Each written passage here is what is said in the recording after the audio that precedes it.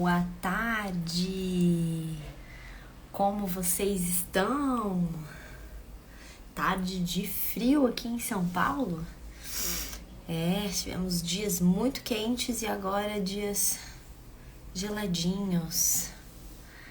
Boa tarde! Tudo bem com vocês? Como vocês estão? Espero que bem. Sejam bem-vindas. Na maioria, né? São mulheres. Tudo bem com vocês? E hoje, aqui no nosso Papo de Mãe, a gente vai falar de um tema muito interessante. Que é por que eu tenho raiva do meu filho, né? Seguindo ainda nesse tema, né? Vamos dizer assim, nesse universo dos porquês, né? Então nós passamos por que meu filho não come, por que meu filho não dorme, por que meu filho não me obedece, por que meu filho só chora. Tiveram vários e esse é mais um da nossa série dos porquês, porque eu entendo muito que a gente precisa agir de uma forma mais investigativa no comportamento dos nossos filhos, não ficar só na cobrança, no julgamento, na ignorância também, na falta de conhecimento sobre o comportamento das crianças, sobre o comportamento infantil.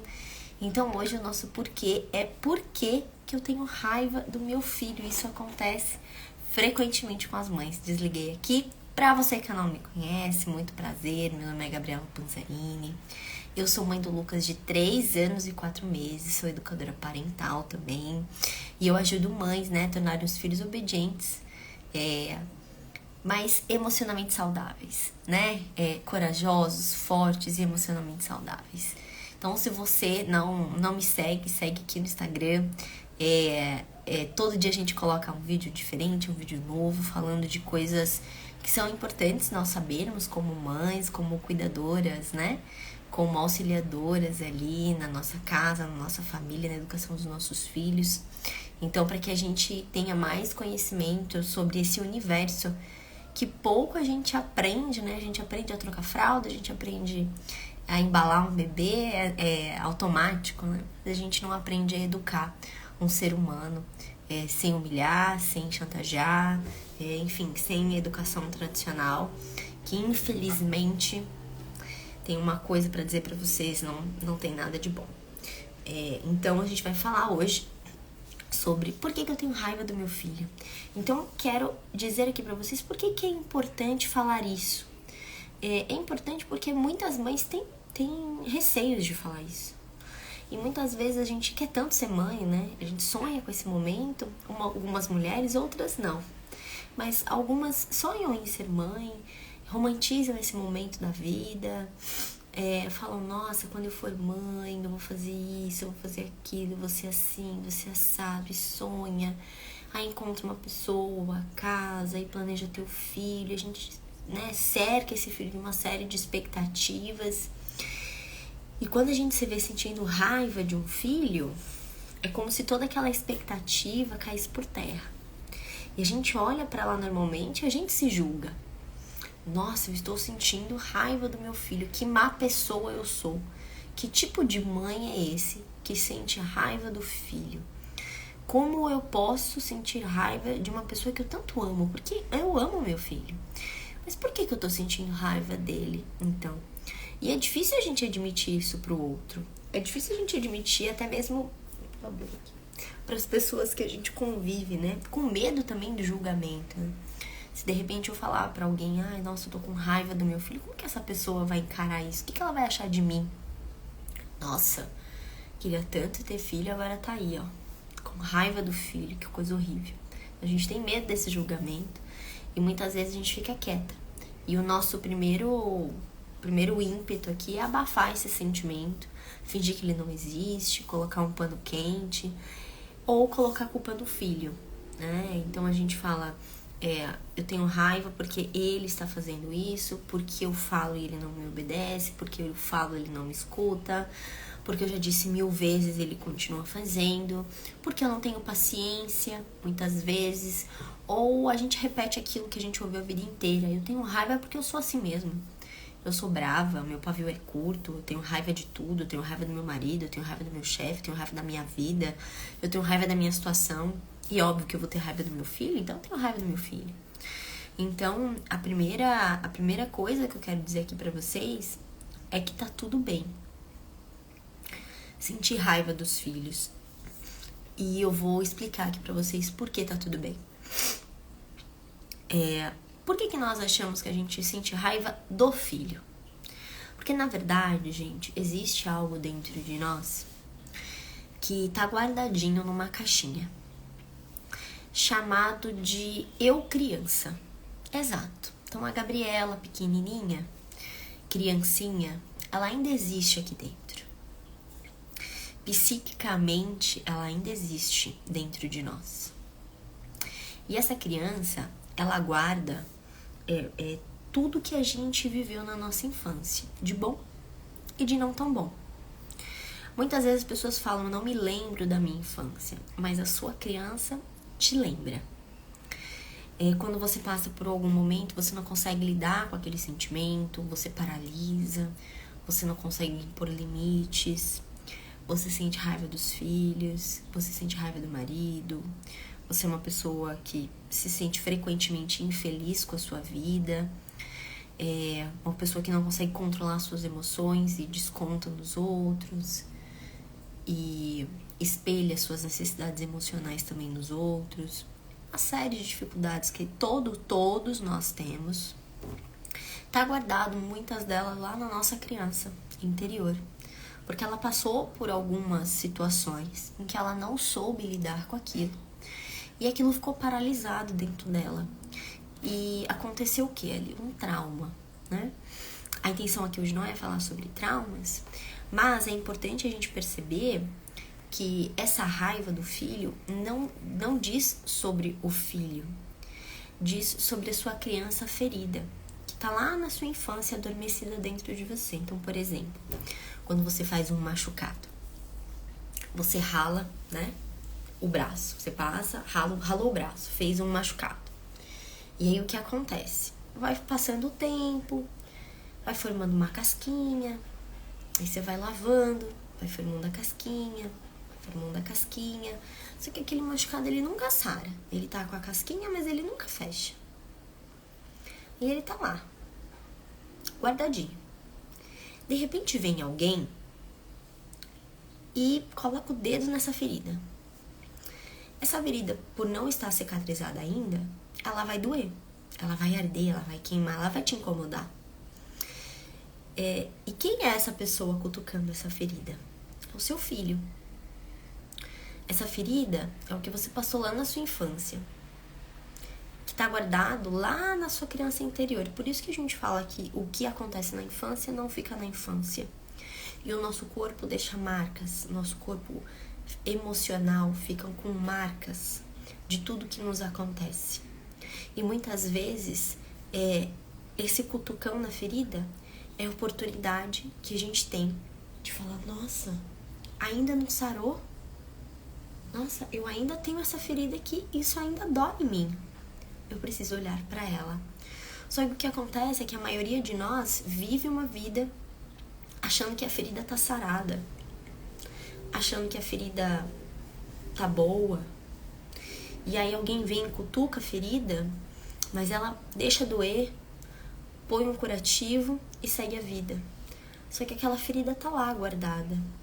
E muitas vezes a gente não consegue desempenhar as nossas funções porque a gente colocou debaixo do tapete, a gente deixa de olhar todos os dias para as várias feridas que a gente tem no nosso corpo emocional. E aí a gente passa uma vida colecionando feridas que nunca se curam. E a gente passa a ser muito bom em justificar aquilo, fazendo o quê? Colocando a culpa no outro. Então a culpa é do marido, a culpa é do filho, a culpa é do chefe, a culpa é da mãe, porque minha mãe é assim, é assado. E a gente tem os nossos relacionamentos pouco a pouco despedaçados. A gente não consegue se vincular de verdade com ninguém, porque a gente se torna uma pessoa muito inflexível, incapaz de olhar para as nossas feridas e incapaz também de olhar para a ferida dos outros. Porque quando eu tô aqui preocupada com a minha ferida que nunca sarou, eu não consigo olhar para o meu filho e perceber de fato o que ele precisa. que ele tá cutucando a minha ferida? O que tá acontecendo com ele? Normalmente a gente reage das formas mais violentas. E aí a gente acaba causando o quê? Um efeito cascata. Você promove no seu filho aquilo que a sua criança sofreu. Então muitas pessoas falam, nossa, eu vim de de uma casa em que meu pai batia na minha mãe, o meu pai. E aí você vê que aquela criança, mesmo tendo passado por aquela situação dentro de casa, ela, de uma forma ou de outra, ela não consegue se relacionar bem com as outras pessoas, porque ela não curou isso nela, ficou aquela ferida. E hoje, numa forma de espelhamento, ela promove aquilo, ela não consegue quebrar o padrão, porque ela tá presa ainda àquela dor daquela criança. E muitas vezes é que ela entendeu que aquilo era aceitável, ou que aquilo era o amor, que aquilo era uma demonstração de afeto, que é por meio daquilo que a gente corrige as pessoas, como se a gente fosse como se nós fôssemos pessoas corretas e intocáveis. Então, quando você acha que a raiva é do seu filho, perceba que não é do seu filho, é a sua ferida que tá doendo muitas vezes. E isso em diferentes linhas da sua vida. A gente pode, de repente, não ligar para aquilo que o chefe faz e dar muita, e doer muito aquilo que a sua mãe faz. Ou que a pessoa que mora com você, seu companheiro, sua companheira, aquilo bate diferente do que uma pessoa de fora. Isso diz muito sobre a sua história, sobre a vida que você teve, as coisas que você pôde vivenciar na sua infância. Então, o que acontece na infância não fica na infância. Então, a primeira coisa, não se sinta culpada por isso. Você era uma criança. E além de te dizer isso, eu quero te dizer, também não culpe os seus pais, ou quem quer que seja.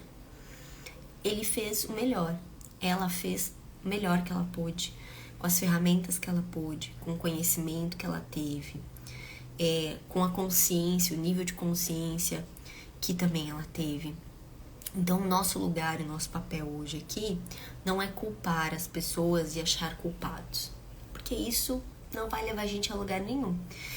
Aqui a gente precisa olhar com responsabilidade, porque a gente tem duas escolhas, ou continuar sentindo a dor da ferida, e sendo, a gente chama isso de gatilho emocional, e sendo gatilhado todas as vezes que alguma coisa acontece e aquilo te lembra a dor, e conscientemente ou não, dói emocionalmente. Então, ou a gente vai lá e resolve essa situação.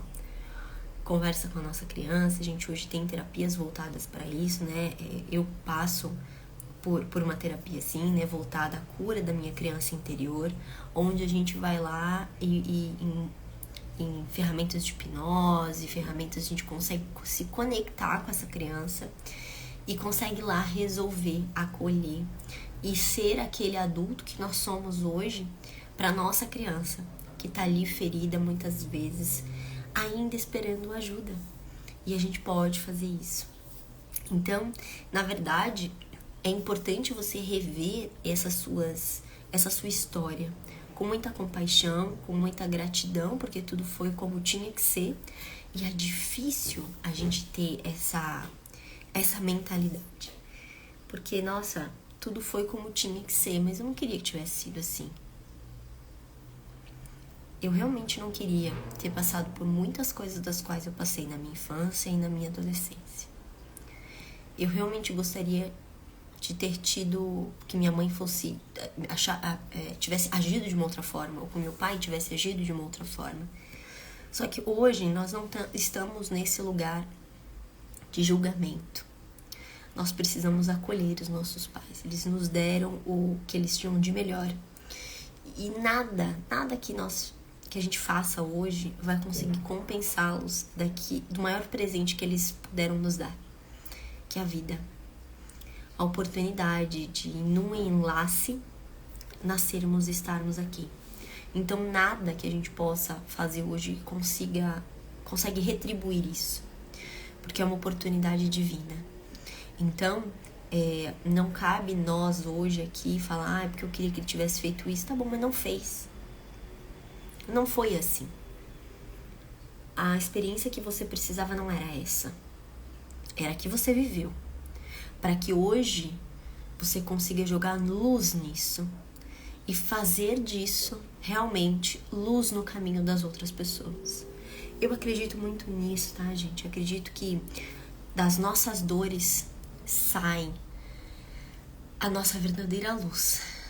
Porque a gente só consegue falar de algum assunto com propriedade, com verdade, quando a gente viveu nele, quando a gente passou por ele, quando a gente sangrou ali naquele lugar e a gente não teve ajuda e teve que dar um jeito e teve que dar cara a tapa e teve que se virar nos 30 e contar com apoio, não contar com apoio.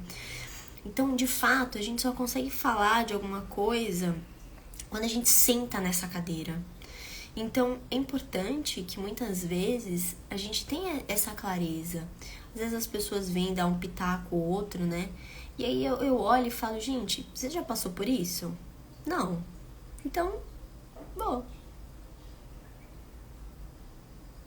Você não passou por isso, né? Então, você pode ter a sua opinião. Todo mundo pode. Mas lugar mesmo de ter passado, de ter visto as dificuldades, por isso que a gente não pode julgar o outro, porque cada um passa por uma situação.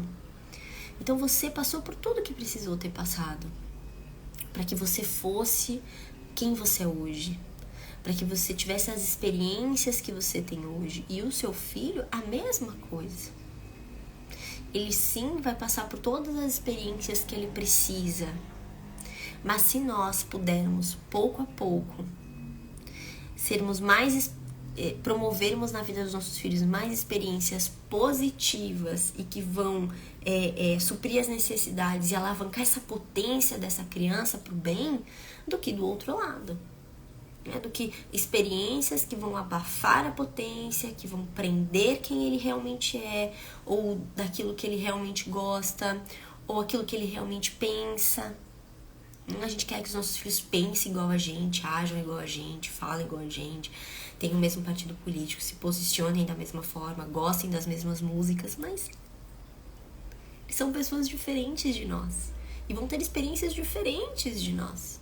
Nós temos que ter isso em mente, mas sim, podemos colocar a base no lugar certo, uma base de rocha, né? Para que eles possam construir a casa deles e seguir em frente.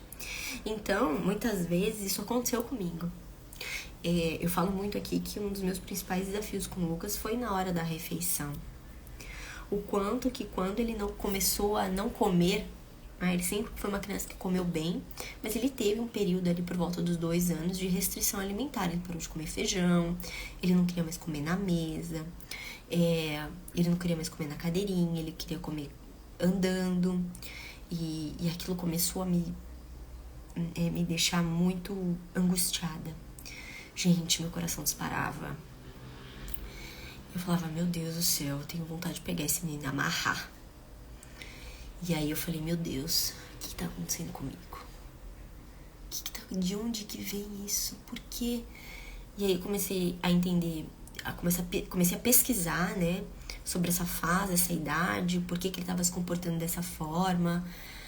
E aí eu comecei a ver que era normal, era comum uma criança de 2 anos que começa ali, ele começou a andar com 1 e 4, então com 2 anos ele estava correndo, literalmente, dando cambalhota, inclusive. E eu falei, o corpinho dele tá pedindo esse movimento, mas eu não conseguia lidar com aquela situação.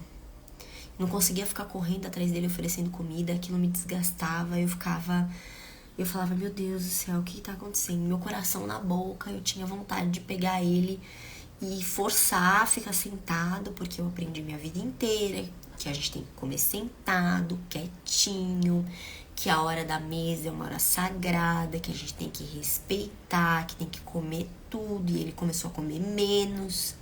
E eu liguei pra pediatra, não, é normal ele comer menos. Essa fase ele vai comer menos, ele vai dar mais prioridade pra carboidrato simples, porque ele tá gastando muita energia.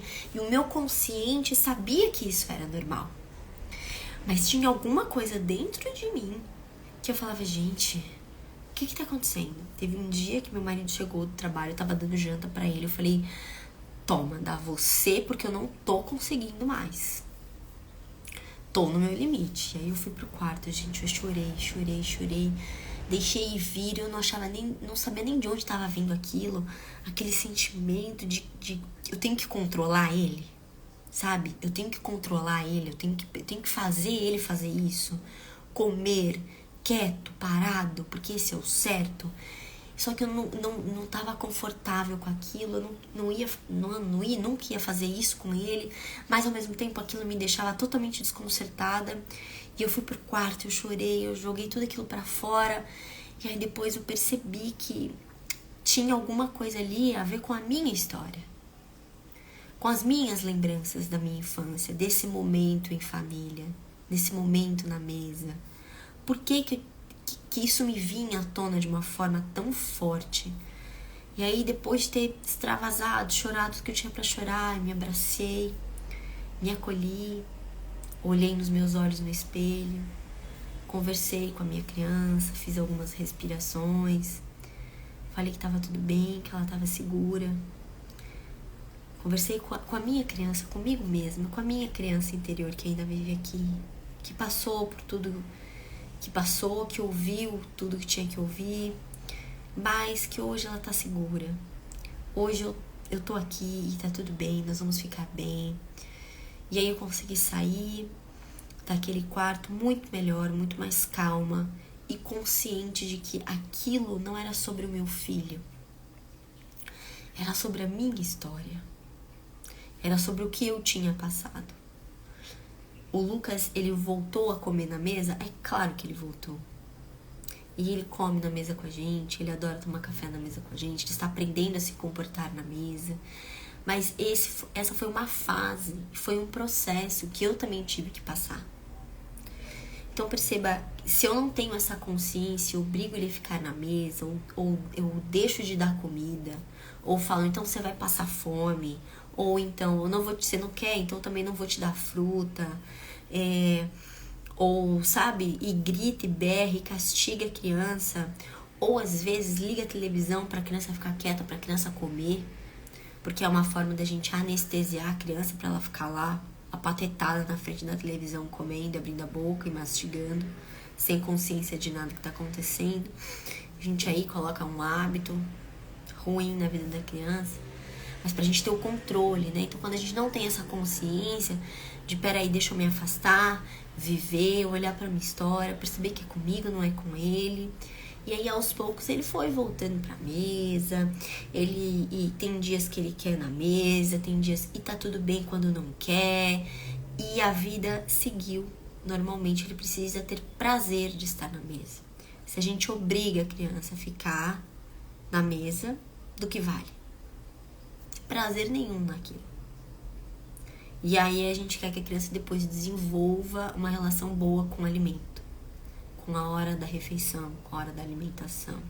Isso não existe. Então muitas vezes é esse movimento que a gente precisa, é olhar o que tá me causando, por que eu estou com raiva, o que ele faz que tá me deixando com raiva, onde que tá o link nisso com a minha história. E normalmente a gente não lembra, né? Mas uma dica que eu dou muito para as meninas é pergunta para sua mãe, pergunta para quem conviveu com você, pergunta pro seu pai, assim, não com julgamento, tá? Mas com curiosidade. Mãe, como é que era quando eu era muito bagunceira, eu pulava muito, eu respondia muito, a senhora me batia, como que a senhora me batia? Eu chorava, como que era?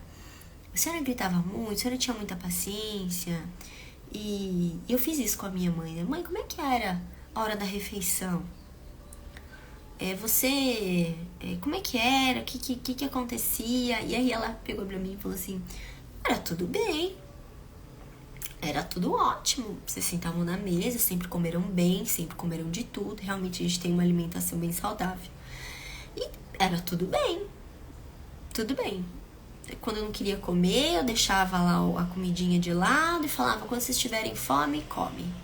Não comia mais nada também, mas só comia comida. Eu guardava comida pra mais tarde. E vocês comiam. E eu, tá, mas então de onde vem isso?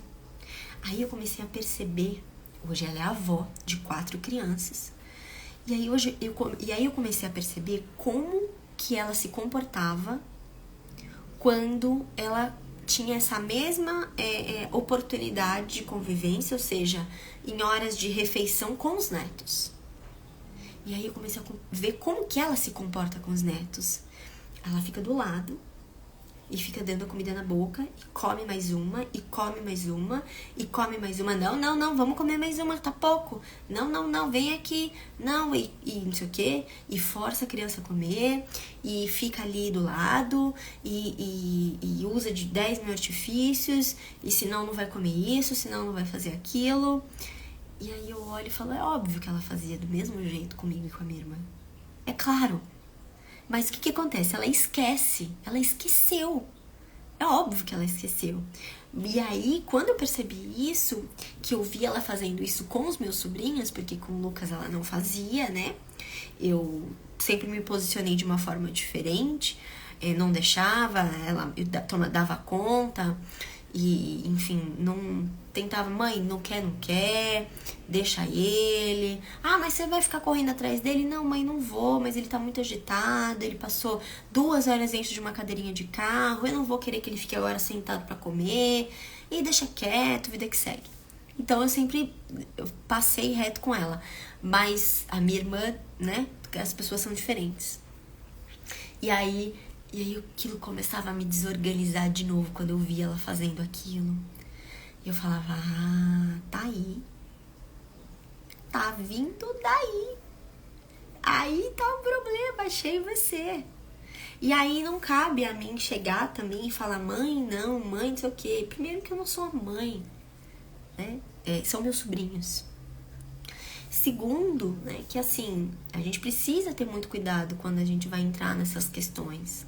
Porque a pessoa não tá pedindo a sua opinião. Ela não quer saber o que você acha.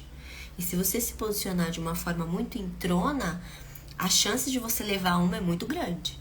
Então, em outros momentos, ou mais oportunos, eu conversei sobre isso com quem? Com a mãe das crianças. Minha irmã.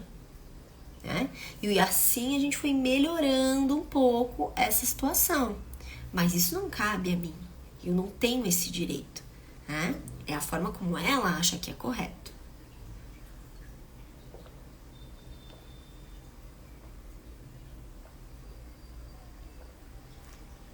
Muita gente fala assim pra mim, mas ele faz isso só pra me irritar.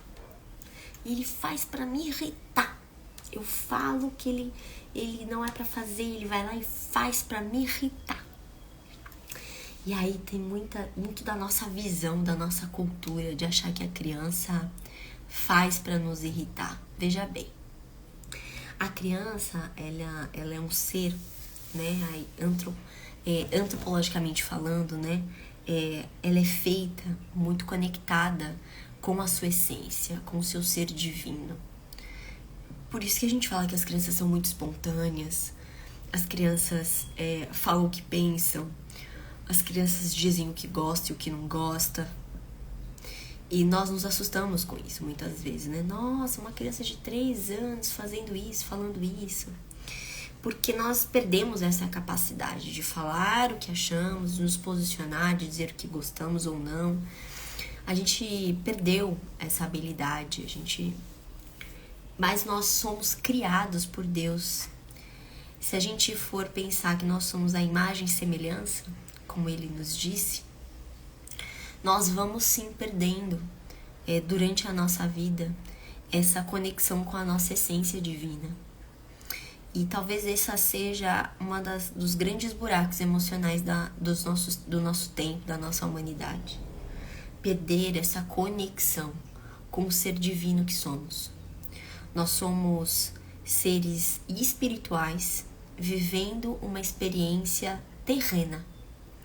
Então, nós muitas vezes nos deixamos contaminar por essa experiência terrena, porque ainda não temos valores ligados ao o que é espiritual, o que é primordial na nossa vida, bem estabelecidos ainda. E deixamos que essas coisas vão nos toxicando, vamos dizer assim, pouco a pouco, nos ambientes em que vamos, nas músicas que ouvimos, nos livros que lemos, nas influências que temos ao nosso redor. E aí o tempo vai passando, e aí a gente de repente é mãe, é pai, e tem que saber lidar com uma criança de 2, 3 anos que começa a te dedurar, a repetir as coisas ruins que você faz e fala, a muitas vezes jogar umas verdades na sua cara. Então, isso nos deixa assustados, muitas vezes. Mas é fácil perceber que a criança não faz para te irritar, tá? A criança, ela tá o tempo inteiro te testando. Sim, ela tá te testando para ver se você realmente a ama. Será que se eu fizer isso, ele vai continuar realmente me amando? Será que ele vai me corrigir de novo? Será que isso é realmente importante? Ai, mas Gabi, eu tenho que falar tantas vezes. Pois é.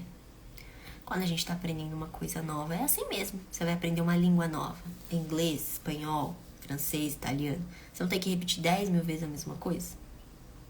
A mesma coisa quando as crianças estão aprendendo alguma coisa nova. Então, será que é realmente importante eu não assistir televisão? Será que realmente é? Porque se for importante, ela vai falar de novo. Se não for, ela vai deixar. Será que realmente eu vou tomar um choque se eu colocar o dedo ali na tomada? Se for importante, se ela realmente me amar e gostar de mim. Mas entendam, as crianças fazem isso inconscientemente, não é consciente. É inconsciente. E nós levamos tudo pro pessoal. Nós temos essa mania. Tudo tem a ver comigo. Ele quer me desafiar. Ele quer me confrontar. A gente leva tudo pro pessoal. E a gente tem que, às vezes, aceitar que não tem a ver com a gente, não. Nós não somos o centro do universo. E como isso é difícil, né? Muitas vezes, porque nós somos criados pra acreditar nisso. Nós somos perfeitos, inatingíveis, corretos em tudo que falamos e somos. Perto de uma criança, então, acabou de nascer. Sabe o que é da vida? Nada. Realmente.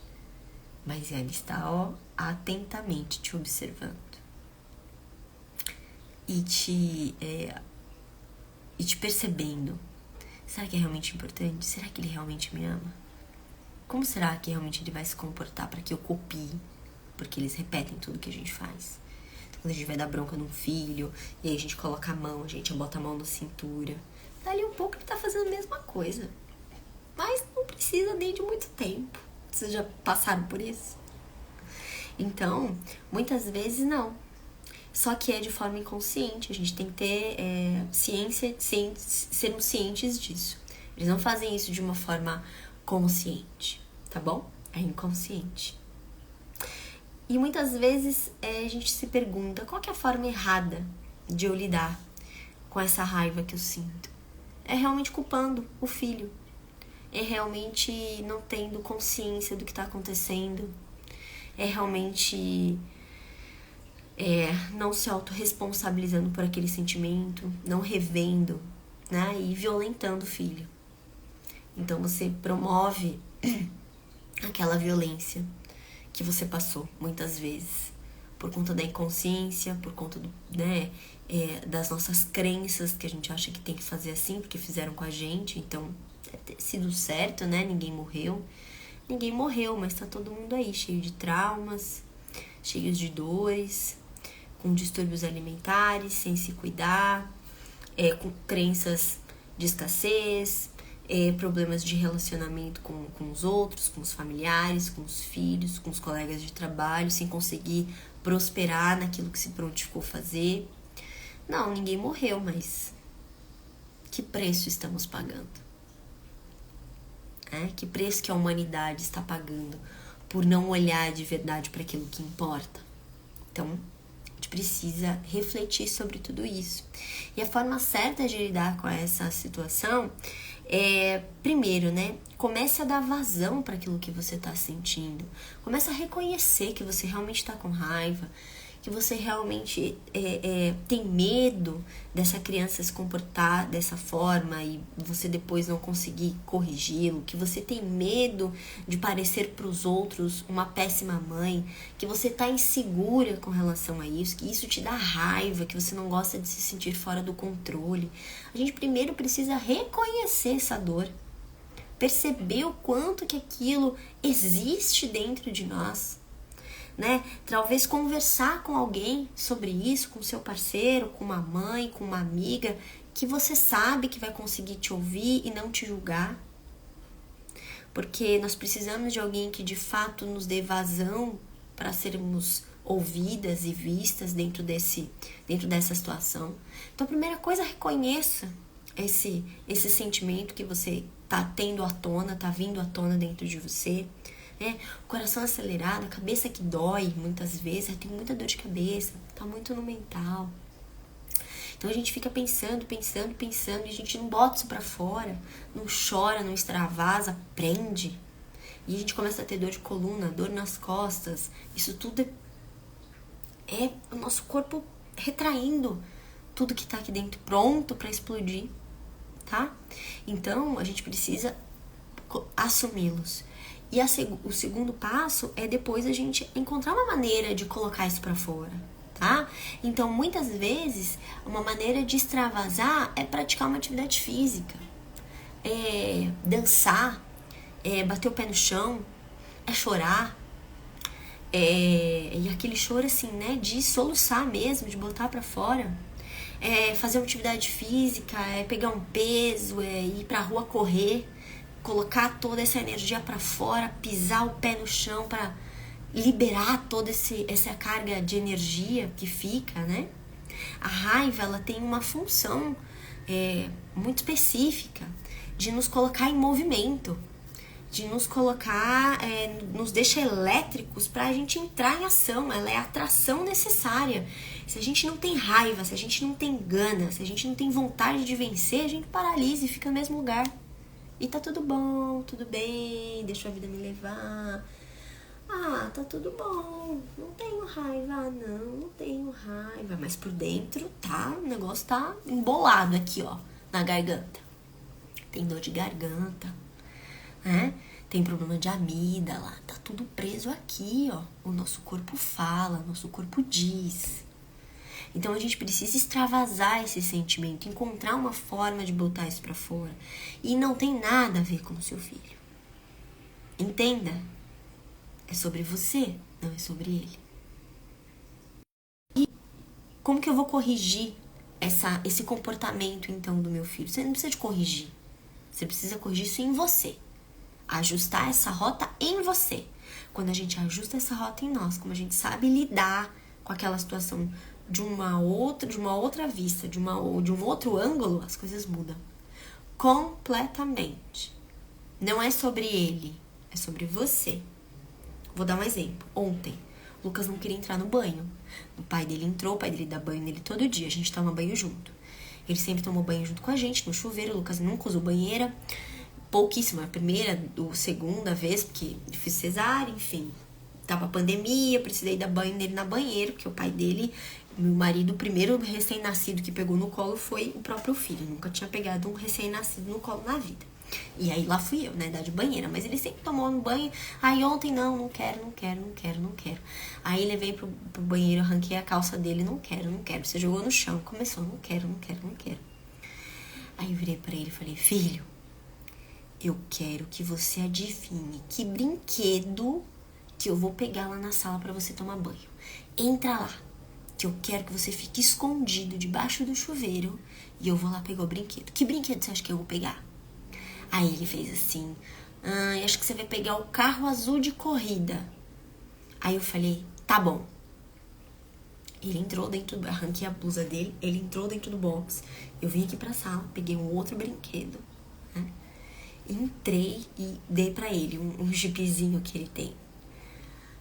E aí dei pra ele dentro do box, ele começou a brincar dentro do box com um brinquedo. E aqui em casa a gente leva os brinquedos pra dentro do banho e tá tudo bem.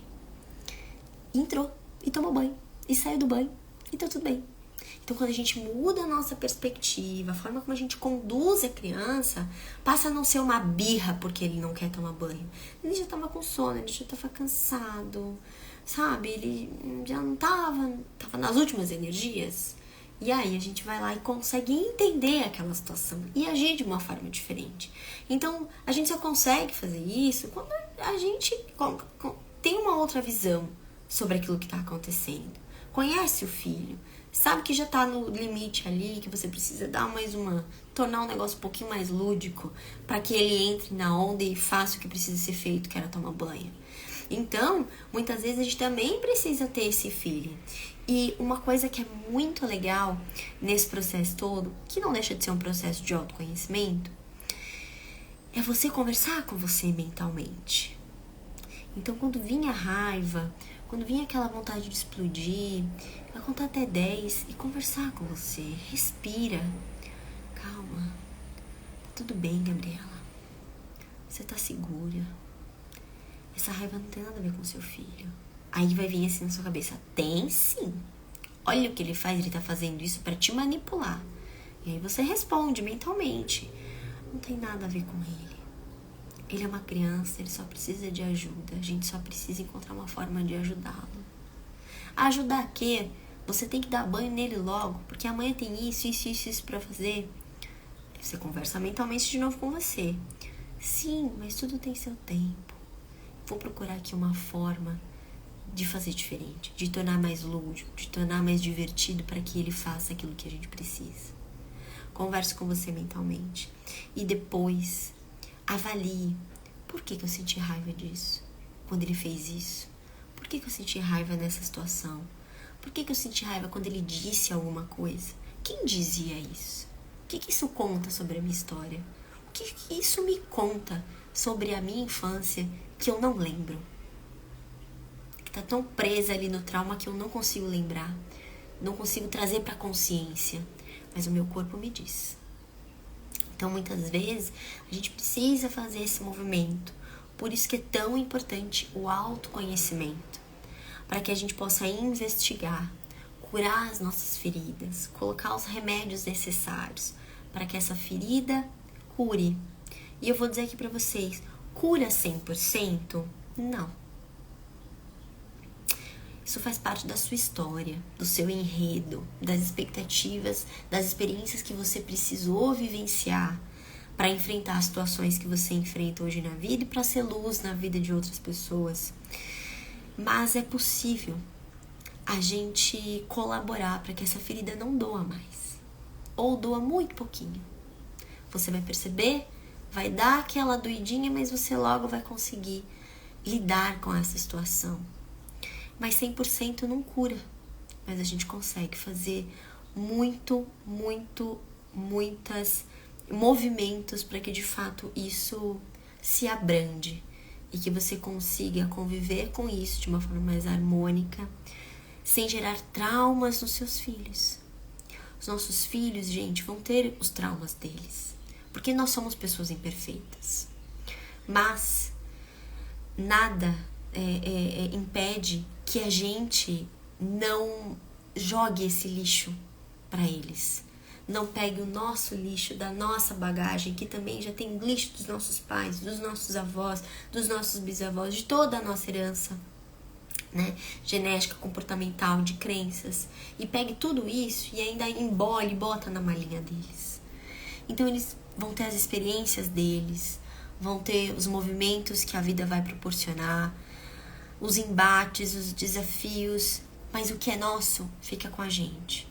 E é nossa responsabilidade gerir isso, curar disso, elaborar e ressignificar, para poder entregar para eles uma outra visão sobre o que aconteceu com você. Sem vitimismo, sem culpar ninguém, com autorresponsabilidade e consciência de que as coisas foram do jeito que tinham que ser. Mas eu gosto muito de algo que a minha terapeuta fala, né? Que não seja prisioneira da sua própria história. Ah, porque eu nasci assim, porque minha mãe era assim, meu pai era assim, eu fui criada assim, e aí aconteceu isso comigo, aconteceu aquilo comigo. Não seja prisioneira disso. Isso não te define. O que vai te definir é aquilo que você vai fazer daquilo que aconteceu com você. Quais são as lições? O que você aprendeu com isso? O que você vai ensinar de diferente para os seus filhos a partir daquilo que aconteceu com você? Isso sim vai te definir. Não só como mãe, não só como pai, mas como ser humano. Como o que você vai deixar de bom para os seus filhos. Porque nós não somos eternos. Nem nossos filhos. Mas isso vai mudando de geração em geração. E isso vai transformando o nosso planeta e o lugar onde a gente realmente quer viver. A gente fala muito, né? Agora é eleição aqui em São Paulo.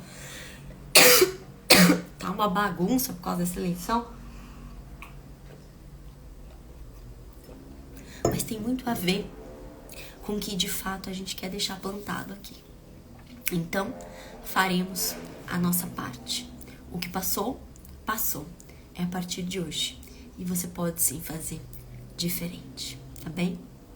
Então é isso, gente. Muito obrigada pela live de hoje. Eu tenho alguns horários abertos para agendamento individual. Quem se interessar, quem tiver aí com o coração aberto para dar esse passo, fazer essa transformação de autocuidado, de autocura, na educação dos filhos, eu me deixo à disposição. Só me mandar um direct, só me mandar um oi que a gente conversa. E explico como é que funciona o atendimento de uma educadora parental. E vai muito além, né, dos filhos, né? Vai para dentro de nós mesmos, né? Então é muito importante a gente fazer esse movimento para que os nossos filhos estejam cada vez mais fortes emocionalmente e nós também, porque a gente merece ter uma vida mais próspera, mais abundante em todos os sentidos. Bom, Deus nos criou para isso, para sermos abundantes. Olha para a natureza, né? Quanto de abundância tem na natureza, diferentes espécies de pássaros, de alimentos, de plantas, de tudo, né? Nós somos parte da sua criação e somos também abundantes, então precisamos trazer isso para nós. E é muito importante a gente mudar também a nossa mentalidade, a forma como a gente enxerga tudo isso, tá bom? Por hoje é só, fiquei aqui mais de uma hora. Um grande beijo para vocês. Gratidão a todos que passaram aqui. E qualquer coisa, estamos juntos.